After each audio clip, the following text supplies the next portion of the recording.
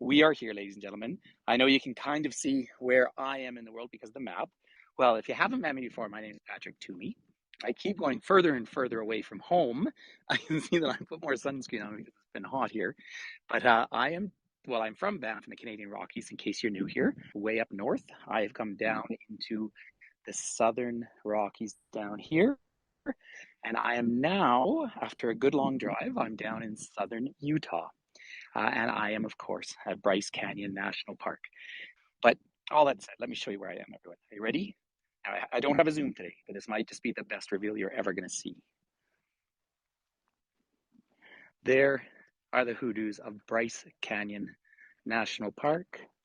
Beautiful. You sort of run out of superlatives. Hi, Mary Beth. My goal originally, you might see, there's an archway just down in the distance there. I was still showing reception. I went down there, turned around and came back. I'm going to have to post some pictures on the Facebook camper van group because I had a bunch of images that I wanted to upload during our tour here, but I can't upload anything because I'm on the old app right now. I'd say the other one just sat there spinning. I actually tried to log on early. But anyway, set all that aside. I have started the trip right at the line. It is breathtaking, Laura. I have been here quite a few times over the years. I came here years and years and years ago with my family, and then I brought tours here on and off. I think the last time was 4 or 5 years ago, but it's a fabulous formation here. So we're all part of the Great Basin. Now, some of you joined me. I did a very, very last minute tour this morning, but I was at the Great Basin, which is right by the Great Salt Lake, of course. This basin comes all the way down to here. I do have a picture of it. Like I said, I wanted to upload that, and I can't. Oh, there's the light just shifting right now. However, this is sedimentary rock from a series of freshwater inland seas and salt formations over the years. But this is the Colorado Plateau. This is a true fault here. And you can see, and the reason why I wanted to go at least to this point is I am at the line where the red meets the white. So the white is all the younger, softer sedimentary rock that has built up over literally millions of years. The red isn't it great, Joe? The red is the iron that has settled deeper into the valley. And you see all these fabulous hoodoos. Now, what are hoodoos? Now, there's different types. I was in Cappadocia with some of you in the middle of Turkey, and I was showing hoodoos that were lava. But this is classic hoodoos like we have up in Banff. But I think, it's widely understood this is the most dramatic view of them anywhere in the world because of this up thrust here. Snow and rain were so high up. I'm at about 8,000 feet right now. I was walking along the ridge. I even jogged a little bit up at about 8,500 feet. So that is 2,500 meters above sea level. So I was going to send a message to my friend Elizabeth down in Arequipa. I'm actually higher than Arequipa right now, but we're high up, yet we're south. And that means you have an awful lot of freeze and thaw when the snow falls and it melts and then expands out again and it flows down. They have some periodic fabulous storms here, and that's what carves all of these into these spectacular formations. So they're called hoodoos or chemins de feu, all sorts of different names for them. So there's this high plateau that's all through here. There's a lovely rim walk. Now, when I was testing my reception, I really have to be pointing the camera down in that direction, back out, really to the west, because that's clearly where the cell tower is. It is like a castle. Back up here, this is a path that I love to do when I come here. And I went down quite a ways. And then, I was showing reception. And I thought it'd be fun. I wanted to start at that arch, and then it was getting shaky. So I've come up here. Now, please take as many postcards as you possibly want. Oh, yeah, Ruth, I was so excited. Because I paid, it's a lot of money now, $35 to come into the park. I would have come in on the shuttle, but of course I wanted to be able to come back if I didn't get reception. Take as many photos as you can here. Now, I want to keep walking up, and I want to try and take you out to some of the higher up points. So as I'm wandering up, by the way, I'm scared to curve away, but I'm in the land of the ponderosa pine, but these are great big limber pines in around here. Big, gnarly forms. They're the longest lived of the pine tree. So there's a huge variety of trees that grow up along the ridge of the area because you've basically got out here two distinct ecosystems. Really, everything to the south is where you have the upthrust fault. Isn't that fantastic, Tish? But I've come down, so I'm really facing north, but that's so the sun doesn't, well, the sun does, of course, dance around. I'm going to try and get you some nice images of light. But really, it hits to the south. You have more vegetation up along the ridge of the rim up above here. And then if the precipitation, look at the clouds coming up, banging into that, causes precipitation and flash floods, which then build in and cause all of this erosion. I've got a long drive yet today, so I'm hoping I'll be in reception to watch Finn's tour. If you're new here, Finn is my son. He's the youngest guide on the platform, and he's up at home in Banff. But he is going to Quebec City tomorrow. Also, again, if Helen is here again, I don't know if I've seen you, Helen, because I'm just not seeing much on this. But it's Helen's 1 year anniversary on Hago, and of course, she's become so much part of our community. So it's just a fun day to be out showing this environment here. Look at that spectacular view. Now, feel free, everyone, to take some postcards and then just expand them. So for those of you who are new, normally you'll see a zoom. Yeah, so Paskin, hola. I'm going to drive around south, probably through Kanab, and I will go out and do a tour. Well, no, I won't do a tour, maybe a last minute one. Kanab is where they, Kanab is where they've done so many of the Western films. The settlement down through here, of course, was all Latter-day Saint settlement in these areas. And in fact, Bryce was just the name of a settler. Bryce Canyon's a funny name because it's not a canyon. It's a fault formation. A canyon is where a river cuts through. This has water going through it, but it comes down through these valleys. Even though I do a lot of hiking, I would really feel it because I'm so high up here. Right, and so up at the top, 2,500 meters, 8,300 feet above sea level. Now I seem to be holding my reception, so I want to try and give you some other perspectives. These trails will close off immediately if you have a great big rainstorm. You see, I've just moved above the red here. I moved above where the trace of iron has settled down into here. There's also lots of flowers coming out, and I've seen several lizards and noisy chipmunks all having a grand old time. Look at the distinct line down here. Now, iron, of course, is heavier. It does give me is one of the heavier elements and certainly the most stable element out there. It settles down, of course, over time. Now, as this whole rift here has been eroding, you have the softer sedimentary sandstone on top. You can see it even in the mountains in the distance there, that big plateau. These are these mesa formations. You might know that term. Mesa Verde, of course, isn't too far from here. That's great. But Mesa Verde is from here. I've come down towards the southwest of Utah here. Had I gone the other way, I had a split at Salina. I was so tempted to go take you to these great big salt upthrusts they have there. Had I gone down southeast, I would have gone to Arches National Park. And then from there, I would have moved in to Mesa Verde by Durango. And of course, that's where you have the cliff dwellings that ended. But about 700 years ago, they moved away because of water changes.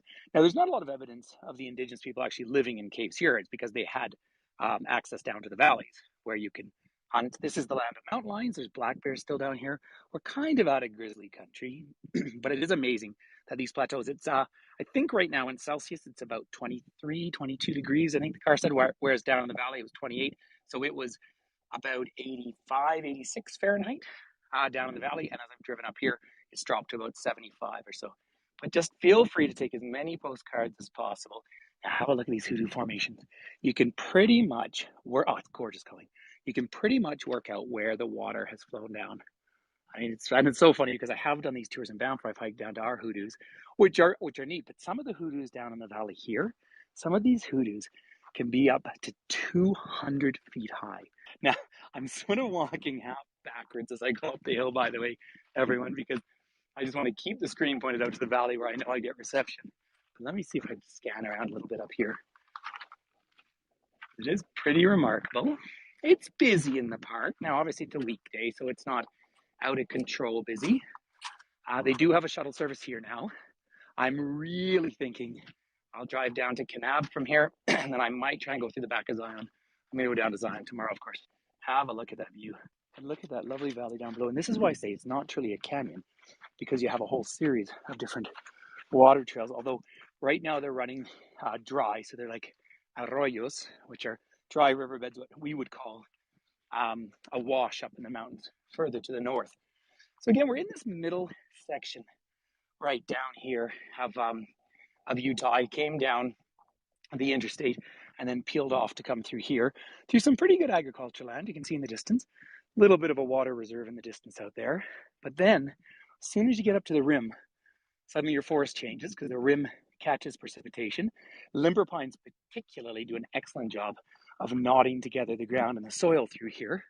But then, of course, you see the big ponderosa pines, which you also see at the south rim of the Grand Canyon. Look at this old gnarly wood. People often ask the question, and whether they would remove this, and absolutely not. Woodpeckers have pecked away all through here. I might yet find, I certainly have, Dorian. I've done tours into the Black Hills. Yeah, I know the area well. It's because the reason I know all of this, aside from just traveling, is that I used to do a tour which was massive. It was a 17-day tour, and I would start in Denver, drive up right across Wyoming into Rapid City, do a day in the Badlands. And of course, I have taken some of you to Drumheller, and I have a little YouTube video of Drumheller, which are the Badlands in Alberta. And then what I would do on that trip is I would circle around to Little Bighorn, then into Cody, Wyoming, and go right through Yellowstone like I've done on this trip, down to Salt Lake, across to Moab, Mesa Verde, swing around the bottom of the Grand Canyon, back up to these parks here, and then eventually Las Vegas, which comes as a real shock, which it will to me as well. Now there is, I don't know if you'll be able to see, say I don't have a zoom today, but there is a chipmunk out there. Well, I've intentionally wandered up the parking. This is where there's a lot more people up top here. But remember, this is a path at high elevation, and I've heard some people walking back up, huffing and puffing. Look at the light right now cresting across those pillars out there. And this is what I was sort of hoping for, because I actually felt a couple of little drops of rain. There might be even some thunderstorms coming in. Let me show you the sky for a second. And if you need to see the people, there's one of the points up there. And this is why I kept trying to walk away from where all the people were so I could take you all for a bit more of a journey. But look at this sky coming across, spectacular. And this one sedimentary, well, I guess it's all sedimentary, but one lighter hoodoo here standing up, and then in the distance, of course, the red down in the valley. Feel free to Google images of this with snow on it. I mean, it's just remarkable. The sky is down here. Suddenly we're starting to see, these are kind of distressed ponderosas, not as big as some of the big ones, but there's a much more classic ponderosa. I would say these are really lovely trees. So here we've suddenly come to see, after all that dry desert, isn't it lovely? After all that dry desert, now that we're up on the south-facing slope, it catches the weather. Yeah, that's true. Catches the weather that's being thrust up. But look at that. Someone's asking if I could do a rock slide up here. Well, I probably could have. But the light in the distance is just magical again. Bryce is just so fantastic. So I'm going to head up towards Bryce Point. Now, there's going to be a lot of people there. But at this elevation, it is fantastic. Now, going south of here, of course, you get into all the Canyonlands, but really you go straight south. If you get to Kanab, you go around to Lake Powell, but you make your way down towards the north rim of the Grand Canyon, still on surfaced road, unless something's changed. So it's a long drive to make it around to the south rim, which is a particular amount of work. And you do feel the same sense of this high forest, even gets snow, and then that huge deep hole in the world, huge deep hole. But here in Bryce, you feel a sense of this huge tectonic upthrust, this big central plateau. We're still being affected by the same tectonics coming in from California. All right, you have that big San Andreas fault. Right across the top here is a big fault. I really thought this tour was actually going to go long today, because I came all the way up from Inspiration Point, if you look at a map, which is not a particularly long walk, but I've come uphill. And then I thought I would come up this path and walk down with all of you, but I may not. But it is hanging on here, so let me just head up a little bit higher and show you everything's starting to flower. Flowers are late out here, of course, but I saw a whole group of forget-me-nots, which are looking just beautiful, spectacular. Look at the tenacity of that tree.